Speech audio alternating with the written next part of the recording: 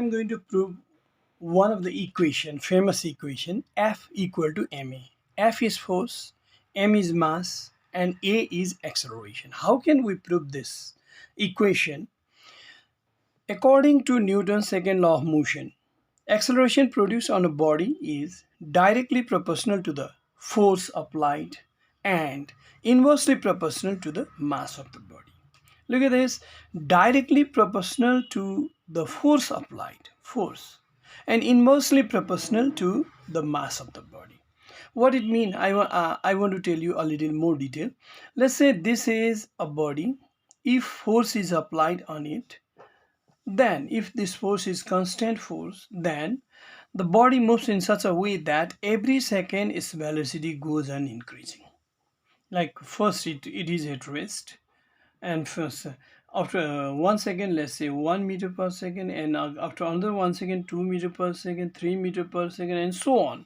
When a constant force acts on a body, then the body moves in such a way that its velocity goes on increasing, and such a motion is called acceleration. This acceleration is produced due to the force. And worth saying here, Newton's second law says that the value of acceleration depends upon this force. If more force is applied, then the value of acceleration will be more. It will increase in high rate. Just for example, after 1 second maybe 2 meter per second, after another second 4 meter per second, another 6 meter per second. If force is more, then just more like this also, 4 meter per second, and in the 8 meter per second. This way it moves. It means acceleration is directly proportional to force. That can be represented mathematically like this. Acceleration is directly proportional to force. But one thing we have to be clear, that in this case mass should be same. We can write where mass remains constant. Mass should not be increased or decreased during this period, I mean to say in this experiment. Okay, this is equation number 1. Now second part, what is it? The same acceleration is inversely proportional to the mass of the body. What is the meaning? If mass is increased here, first mass was less, this much, then this force produces this type of motion. If mass is doubled, then it won't produce this type of motion. It will be less than this. First it was at rest, but maybe at the end of 1 second only 0.5 meter per second, and at the end of 2 seconds maybe 1 meter per second, and at the end of another 1 second maybe 1.5 meter per second. This way it keeps on moving. I mean to say, when mass is more, then acceleration is less.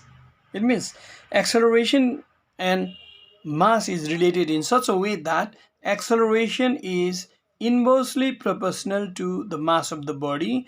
At this time, force should be same, otherwise our experiment will be wrong. If we are comparing acceleration with force, then mass should be constant, and if we are comparing acceleration with mass, then force should be constant, where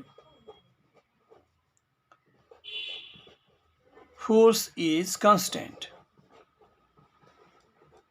The same force should be applied. Okay, this is equation number 2. Now we have two equations. One, A is directly proportional to F, and another is A is inversely proportional to mass. Now combining equation 1 and 2. Combining equation 1 and 2,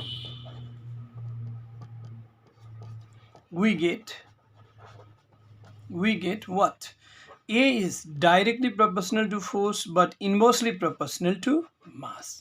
Now we can write the same like this also. Force is directly proportional to mass and acceleration. This way also we can write. If quantities are proportional with each other, then there must be a constant, and we have to take that constant to convert this proportional sign into equal to sign. That's why we can write F is equal to the constant which involves between them is, if taken A is small k, then or the remaining ma remains same. Okay, now here is one twist. What twist? The unit of force, mass and acceleration is selected in such a way that value of k is 1. We can say that if force is measured in Newton, mass in kilogram and acceleration is in meter per second square, then value of k is 1. This way also we can write, or simply we can write this way also. If f is equal to 1 unit, m is equal to 1 unit and a is equal to 1 unit, then k is equal to 1. This k is small k. Therefore, if k is equal to 1, 1 is if multiplied with ma, then it becomes ma only. Then why should we take this k? K can be removed because its value is 1. If it had any other value, then we cannot ignore it. But if it is 1, then 1 if multiplied with ma remains ma. Therefore, f is equal to ma. This is the proof. We can write proved,